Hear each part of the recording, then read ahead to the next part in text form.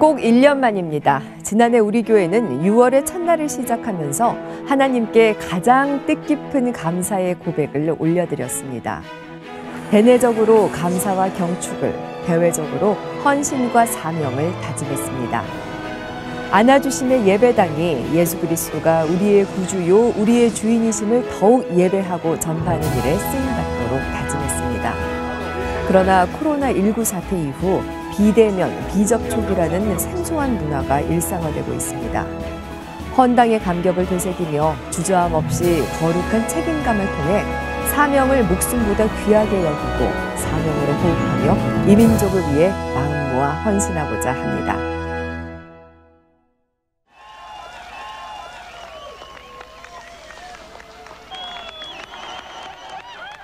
(1989년 11월) 베를린 장벽이 30년 만에 무너졌고 이듬해 동독과 서독이 공식적으로 통일을 이루고 하나가 됐습니다.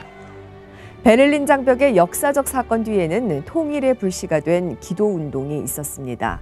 1982년부터 매주 월요일 오후 5시마다 성 니콜라이 교회에서는 평화 기도회가 열렸습니다. 이 연약한 기도의 촛불이 독일 통일의 밑거름이 되리라는 사실을 당시에는 누구도 예상하지 못했을 겁니다. 전 세계 유일한 분단 국가로 남은 한반도. 한국교회가 연합하여 통일의 기도자리로 헌신하고 있습니다.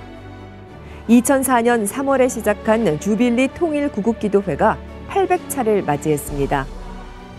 주빌리 통일구국기도회는 한국교회와 한민족 디아스포라 교회가 피 흘림 없는 복음적 평화 통일을 위해 연합하여 기도하는 자리입니다.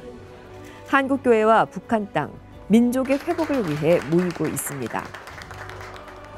800차 기도회이자 2012년부터 매년 6월 6일 국내외 지역 모임과 통일선교단체가 함께하는 2020 주빌리 코리아 기도 큰 모임이 우리 교회에서 열렸습니다. 1000회가 되기 전에 평양에서 특세하게 하여 주시옵시고 피 흘림 없는 복음적 평화 통일하게 하여 주옵소서. 기도의 눈물이 흐르는 방향으로 우리 민족의 역사를 이끌어 가실 것을 믿으며 매주 세대를 초월하고 지역을 초월하는 기도의 무릎을 꿇는 주빌리 통일구국 기도회.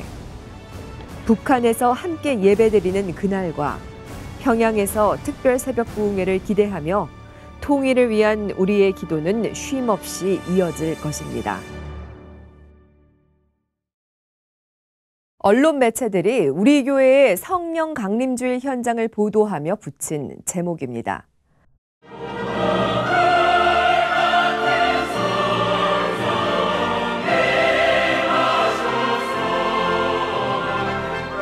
지난주 성령 강림주일을 맞아 우리 교회는 성령님과 동행하며 이 땅의 회복과 치유를 위해 기도했습니다.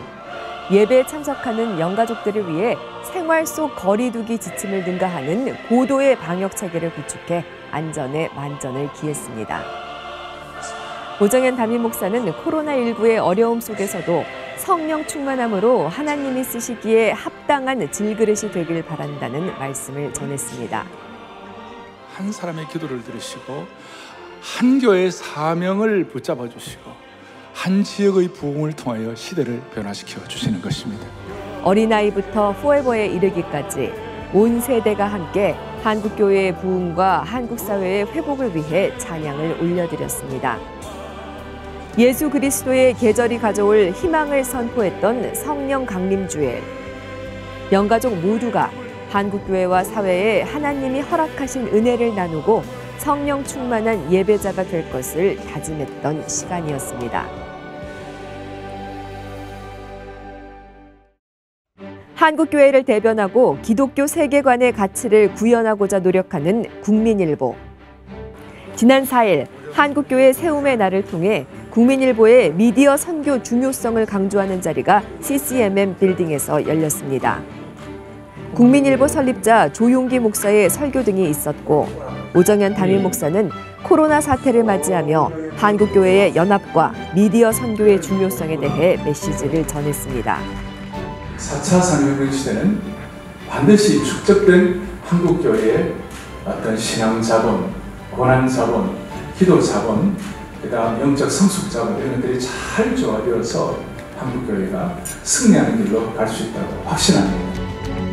복음 실은 종합일간지 국민일보의 발전을 응원합니다. SRC 뉴스룸과 함께하고 계십니다. 3, 2, 1.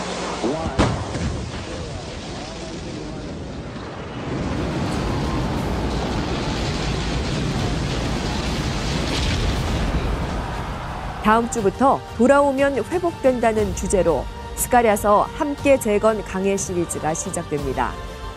코로나19로 시대의 큰 틀이 바뀐 지금 하나님께서 주시는 영적인 백신으로 우리 삶의 모든 영역이 재건되는 은혜를 누리시길 바랍니다. 사랑 글로벌 아카데미는 우리 교회의 온 오프라인의 모든 인프라를 통해 하나님의 꿈을 이루는 21세기 영적 지편전의 비전을 가지고 있습니다. 지난 5월 30일 사랑 글로벌 아카데미 첫 이사회가 열렸습니다. 9월 개강을 앞두고 실력과 영성, 겸손을 갖춘 글로벌 크리스천 리더들을 세우는 일에 마음을 모으고 함께 기도하는 시간이었습니다.